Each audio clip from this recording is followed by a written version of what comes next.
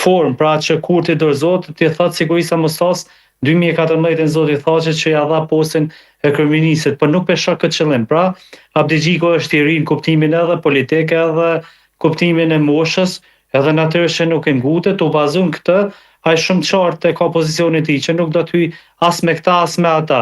Pra, ai be thot vetëvendosje se keni shumicën, ka bënë, s'po mund ta bëni, hajde të shkojmë në një qeveri 6 mujore dhe pastaj shkojmë në zgjedhje.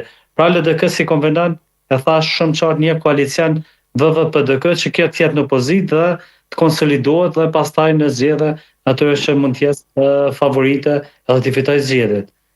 Pra s'ka pozicion tjetër. Unë edhe në debate kur kam thënë që zoti Abdixhiku as telefonin nuk duhet ja hap zotit Kurti, sidomos pas gjuhës që ai ka përdor në ditën e zgjedhjeve.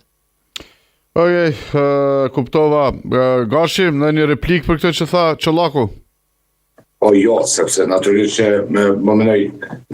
vetëvendosja është partia jo dominante, por gjithsesi shumë me dallim popullor votës qytetare për LDK-s. Një LDK e cila nga 12% u rrit në 17% me 50.000 vota, me gjitha ato dyshimet e manipulimit të votës së diasporës, megjithatë nuk e nxjerr Lumir Abdixhikun 100% fitues brenda taborit edhe politik, por gjithsesi nuk e nxjerr Cica Mustafën dhe të tjerët të cilët e kanë të ulë në partinë shifrore.